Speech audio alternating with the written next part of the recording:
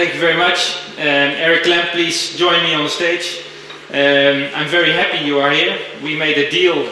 I would speak at your conference, and you are here, and I'm glad you did. So welcome. And Eric is here, and it's, I think, quite an historic presentation, I guess, because it's one of the last probably with this logo on the slide, because you will join voestalpine as of April 1st. So we do. So we are very happy to have him here to give his views on the industry as a long-time professional in this field. You are since 2009 already working for the MRC. And you were already an industry veteran before you joined them, so you are really experienced in this domain. As a mechanical engineer and also with a PhD, you must be very knowledgeable in this field. So we are fortunate to have you here. The floor is yours. Thank you very much. That's the funny thing with the PhD in Germany. Hadn't we that discussion yesterday? Can I get the microphone? Yes. So the question is, and I had that discussion with class, what have the Romans ever done for us? So a few of you might know Monty Python, so a few of you are too young to know this. But the story is, the question is, what have the Romans ever done for us? And he expected there's no answer, but everybody ramps up and yes, we can do this, yes, they have done that. And at the end, they should be very satisfied with what the Romans have ever done for them in Israel. Well, that's a good starting point, and the question of this question is still open, and I will answer this at the end of my presentation. So I just added one slide, and this slide will answer these questions. What have rapid prototyping, additive manufacturing, or whatever you call it, done for us? Actually, that's one of my last presentations for the MRC. I will join voestalpine the 1st of April. So, and here we have the connection again, so we will be in the powder business then. And I'm very deep in AM, and this is absolutely what I want to do. So that is the title, Challenges and Threats. I will have 2 slides about the MRC, and then we will move through this. The DMRC itself, we are meanwhile 20 industrial parties running this, so it's not an advertising show, but it shows that with those partners you have to develop, or you can develop additive manufacturing.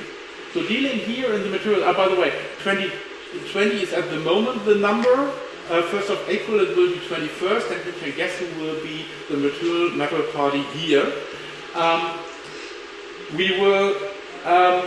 We are talking about machines, we are talking about material, we are talking about service providing, and we are talking about end users. Here we find Lego as well, so Jürgen is one of our customers. The trick is that we are doing this together, and collaboration is the secret of this. So if somebody ramps up with a new powder, coming for a new machine, we will have new settings. The service provider will have better parts, and at the end user will have better parts to be used. And you have to know so much about this.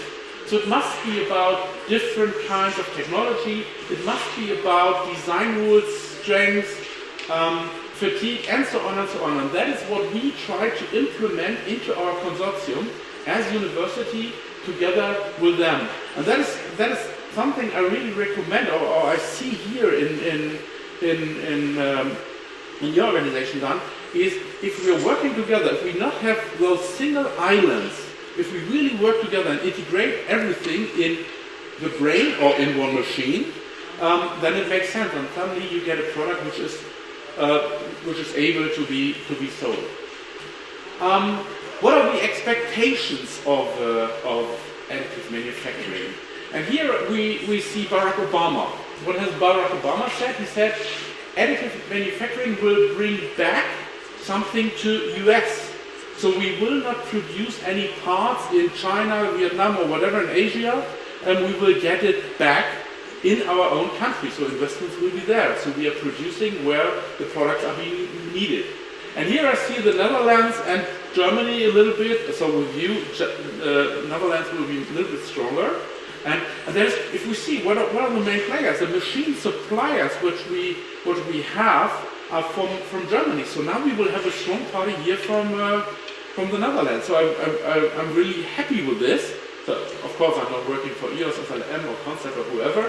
So they will maybe see this from another perspective. But I see this development you're doing brings back work, brings back money to Europe. That's the secret, and that's very good for us. Very good for us. The next thing is about design. So as you said, I did my PhD, and I did my PhD in Zellerfeld. And my professor, his name was Peter Dietz, so he died. He wrote an article in 1996, and he said, is technical design, is it art or is it handcraft? And that is a question we really have to answer. Is it just a technical thing we are doing with our design, or how much of a designer was Leonardo da Vinci? So how much did he throw in? And can we leave our environment? And that is clear for me. We have to jump out of that box. And we should not think always in the same direction. And those pictures here show you how far you can think. How does an alien look like? It will look like something like this. So Nimoy with that funny ear, here Alf, very interesting, but here are all elements of man are in. A nose, two eyes, an ear. So they are supposed to be alien, but that's not far enough being thought. I want you to jump out of that box. And now coming to a little bit more technical stuff, Kano. So Kano is very well known, so his model says, okay, here what is our satisfaction, how satisfied we are here, and being excited. So deliver a product which can do more than you expected. So suddenly I have an issue, so I'm driving with a car and I've got an accident, and suddenly the airbag comes out. And the airbag moves very soft, and I'm not hurt. I said, wow, great, I didn't expect this. And I want to have products in the market which show more. Where you come out here where you say, hey, performance is better than expected, so suddenly I don't have to remove powder, it will be done automatically. I don't have to do heat treatment, as it will be done inside the machine. More than I expected. And that is what I think we as additive manufacturing have to do. Come up here in this corner. So what are our chances? What are the things we have to consider? And all these 9 elements we will see later on.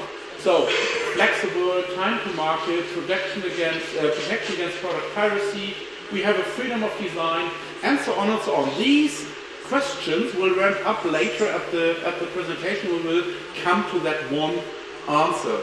Or that one answer will come to, these questions will come to that answer. Here I've got a few examples, so tiny examples where I see them a little bit more as a prototypes. So what we have done with our students, so students' work is very interesting. As long as you are at university, it's very nice, so you can play around with it. These catapults we have as a demo part, showing what can additive do. So here we have a spring inside, here we are throwing a ball over 5 meters. Interesting to see how these elements can be brought in. Here we have wheels moving, very tiny, fuzzy things which can be implemented, more than expected, so the wheels are moving. This part here is being used not to flip the catapult when the ball is being thrown out of that box. So if you have a laser sintering machine and you want to build this, we have that files on our web page, so we can download this for free. It's a student work, so confidentiality is something not needed here, as it's student work. As well, we had a small robot, so that robot is 10 by 10 centimeters, and we need a part on top of this where we have some sensors in. And what we did is we did some moving elements where we suddenly could figure out what is the load of the robot. Some additional stuff.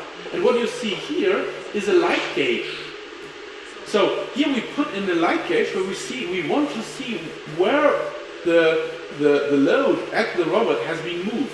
So suddenly we get an additional value saying, hey, here now we know the position. There are much more examples in the world. So if we see what Olaf Diegel has done, interesting stuff is this here. So Olaf did this as he told me that story.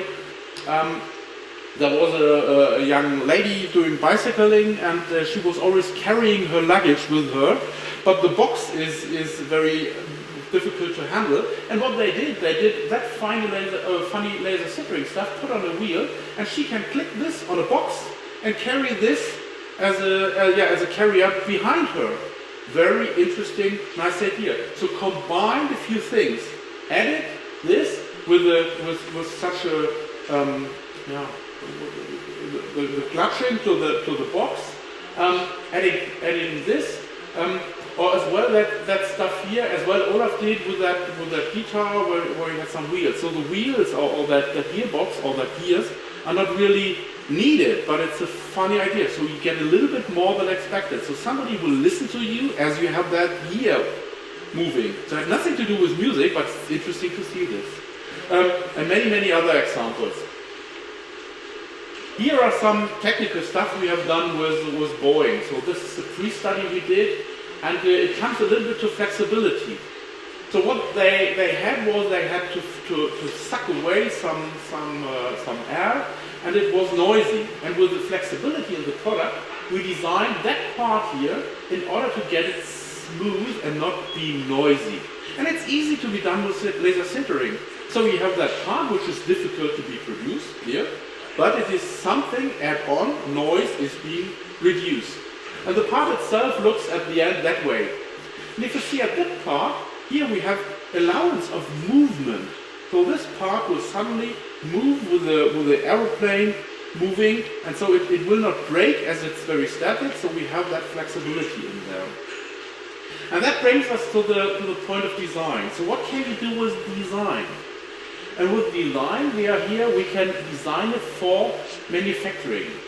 So show the potential, show restriction, and see as well the difficulties. As well, we can bring in some functions. But we have to know these functions.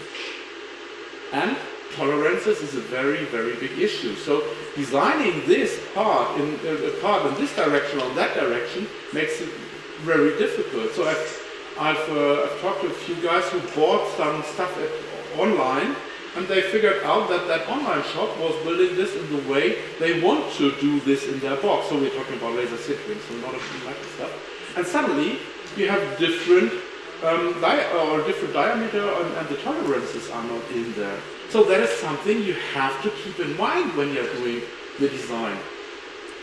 And by chance, we figured out, and that is just a new example, or an example what is a threat and can be a benefit as well. We figured out that there is a lot of powder inside a hollow structure. So what do you do with powder? So the aircraft guy says, yes, remove it. And we said, we will keep it in. But for aircraft, okay, they're for white. But if you go for cars, for example, we said, hey, we can leave that box totally filled with powder, or we can put part-time powder in, or we can empty this. And we put a grid structure on top, and what we see is this powder, which is loose, it's clutched in the box, it cannot come out of that box, but it is for noise reduction. So suddenly, if you use this powder for getting a damping system, this powder will suck your vibrations. So it's a research project. We're pretty far at the beginning, but it's interesting to see. Now we can adjust, or we use a malus of powder for having a reduction of vibration. And if you adjust this, you can adjust this for different kinds of frequencies, with the grid, with the powder, and so on and so on. And suddenly it's more than expected. Coming back to Carmel. That is a design issue. What we can do as well is we do post-treatment. And if we see this, what we have done inside the DMRC as well, we have here this typical strain and stress diagram. And we see here, that is a titanium 6-4, which is being built in this way. And if you treat it in a special way, and I'm not really sure if this is the right temperature and the right time, but it's an example what you can do afterwards with the part. And if we keep this in mind, that we can adjust this with heat treatment, that might be something which is very, very beneficial.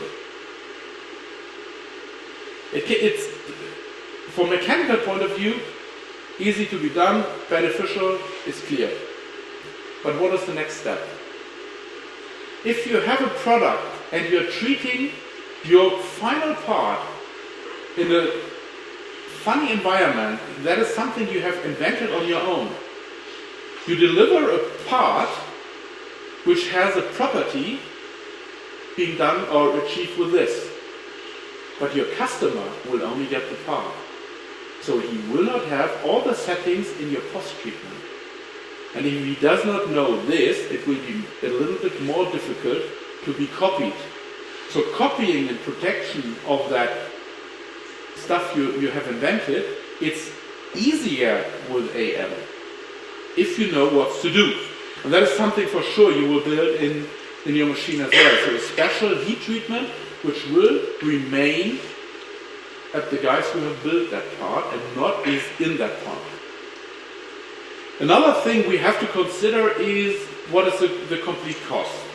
So here, see, what is the real life cycle cost? So many people focus only on the part. This part is compared to injection molding, a little bit more expensive, and so on and so on. What we will hear from Jürgen for sure is something about conformal cooling. So if we are leaving the area of part production into tool production, the benefit will be 20% faster. Maybe Jürgen has much more interesting numbers. But if we are 20% faster, it means every fifth part is cheaper. But that has to be brought into the calculation, and that has to be brought in the brain of the CEOs. It's not the part itself, it's the complete chain coming with complexity. So that is what we've heard yesterday, that stuff from Switzerland, and so on and so on. Machine cost, there are a lot of influences, and that is all we can influence if we are clever enough. And at the end we have to be clever in order to be successful. So this is slide 38 of 72, so I have to speed up a little bit. No, it's not 72. That was a nice joke right from the beginning. What will be chances and relevances, or what will be relevant in the area of additive manufacturing? So we will be influenced by mass customization. We will be influenced by green production. Definitely that will come. So if we see how much energy do we throw in the machine, how much energy is coming out, is it really needed, or how do we work with this?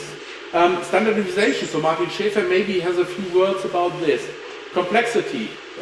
Federal support as well. So how much support do you get from your state?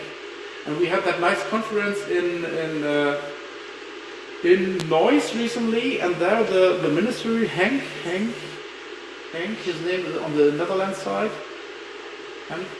Whatever, Henk is the one, and Svenja Schulz is the other one on the German side. They said, hey, we want to do something, North Rhine-Westphalia and the Netherlands will do something together. So federal report is definitely something we need.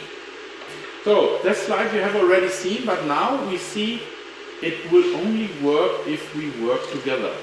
So only if we really put all those issues together, we will come to a product which is able to be sold, and machines are in there as well. So Dan has to foster time to market. He will foster time to market. We will have no tools, but all the other things are in there as well. So the collaboration and the working together of these elements, maybe there are more than 9, maybe there are less than 9, but putting all these elements together, that is the secret. So what are the threats and what are the consequences? We have done with our party in the consortium H&H, we have done such a tiny holder, such a part. Where's the difficulty? So the difficulty here is we have those hollow structures in here, so something we had as well. So threads are always opportunities, and so the more clever you are, the less threads you have. We have one individual part which can be done very easy to be adjusted, and here we have that hollow structure in. And if you look here at that tiny point, the thread is how to get in this hole, or can be how to get in this hole. That's been done by additive, clear, or we have left this out. And with this hole, you can suddenly suck out or get out your powder. But the difficulty on this thread is if you do not have enough knowledge. So a student of us was here for 4 months, just producing this tiny part. We're talking here about 80 millimeters. This is really effort he has to show in it. If something goes wrong, and if he's not doing the right things, then this part will fail. So we have the same thing. So Emmelmann in Hamburg had that part for Airbus, and they are similar. So if now they figure out it's much more stronger than the original part is, but you have to throw in a lot of work and a lot of knowledge has to be brought in. And the thread is really, if you do not have enough knowledge, then the part will fail. This is a part, I think Altair was involved, wasn't it? I see Mr. Bromberger here. Have you been involved in this with Thomas Ryer? I guess so. I'm not sure, but it's a typical part which might be interesting from Altair. So that's a part of a satellite. And the thread here is, there's no second chance. So if the satellite is launched, it's away. No kind of repair, nothing at all. So you're a little bit trapped. And that must be the motto. Failure is not an option. Be very precise, and that is what I see in that market. So you're producing so many parts, and you have to start the machine that often, and the machine stops in the middle of somewhere for any reason. No powder, wrong gas, and you know all those problems. And that is really the problem. And if you're flying to the moon, if you're flying with a satellite, there is no failure is being allowed. If there's a failure in the gas, while the production and the part is breaking, then you have a problem. And that is really the stuff. And here, you see this funny structure. So with Altair, I see a bright future. So if we take this, how do you think we want to or we will produce this part? It can only be produced with additive. There's no Chinese guy sitting under water doing this here. We say 100 Chinese people sitting underwater and doing this. No, this cannot be done by anybody else. It must be done by additive. So that is one example. And we see, hey, suddenly we have a few more benefits out of this. So we have increased the Eigenfrequenz, for example. So that is the same stuff I said before. The cost went down. Clear? And it goes down here. In this case, it's a little bit lighter, and that is payload of a satellite of a launching system. We have another example. That is what we have done with our students. Racing team. So they produced that wheel carrier, and we figured out, yes, we can reduce weight, and we can reduce cost. And it's the same design or special or similar design to this. So free-forming, topology optimized. That is what we have here. So it's similarities, and that is the output of the new software systems we have. So totally convinced Delcom will tell us a little bit more about this as well. So what does it mean? That means you have a unique design and you can only produce this with AM. Then what we have learned is, if you want to produce a part, you need the CAD file, you need the machine, you need the powder, and you need the settings. But you're only delivering that part to your customer.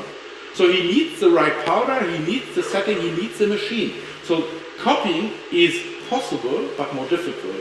And that will be our chance, as we have seen before. What we have done on laser sintering is that funny part here, so a lot of elements being brought in one moving system, so a lot of wheels, and if you're moving here, then something's moving there, like a clockwork you have. And that is something which can only be done additive. What we have done here is a ball, so that ball is big as my fist. And what you see in here, it's a three-dimensional barcode that can be produced with additive. As you know, it's possible. So now we are coming back to that 9 points, and those 9 points come to questions. And that is what I recommend. Try to answer your questions, or try to answer these questions in order to be successful. Flexible production. Do you know enough about the products, the production? So is it right to do it in stereolithography or laser sintering? Do you take this material or that? Or it's better to do it in FDM, or do you go in casting or whatever? These questions have to be answered. You need a lot of knowledge in order to choose the right kind of production. And flexibility is what can you change. So doing this way, that way, production has another feature behind there. Functions. How do you know which functions are possible? So how many of you have thought that leaving powder inside is something for damping?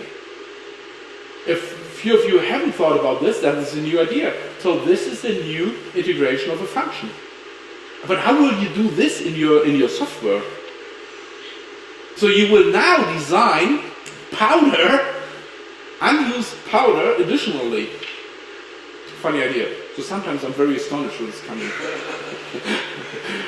The supply chain as well. So what are the machine suppliers? So many open questions. What is a real USP? What is the selling proposition? Where are you better than all the others? And it goes on. Freedom of design. Do you have the right tools? How do you design this? So before we had Altair, what can we do? How can we design these structures? And at the end, how do we keep our know-how? There are a lot of open questions, a lot of open chances, and threats there are as well. And there are answers. There are many answers, and one of these answers is that one funny slide done. I put in my presentation 5 minutes ago, and then it's this. I think this is not the complete answer, but it's a kind of an answer. So when I met you 3 years ago, and you report a little bit about your idea, when I've seen the machines 3 weeks ago, I'm really astonished how much has been put in. And it can be done here in the system where you put in your file, you put in your powder, you have the processing, you have the post-processing. At the end, you're taking out your part, which is finalized. So no additional handling. What does it mean? They have thrown a lot of knowledge. So when I've seen you the first time there in that environment, I thought, why have they all those kinds of machines? Yes, they bought them in order to figure out what is good, what is wrong. So I think that was the wish you wanted to do. And that is one answer. There are many other answers in the world. And one of the important answers is, please use your brain. Time is right now. At the moment, we are influenced by our imagination. So the question is, as always, how far are you willing to think? How far are you able to think? And the conclusion is, please do.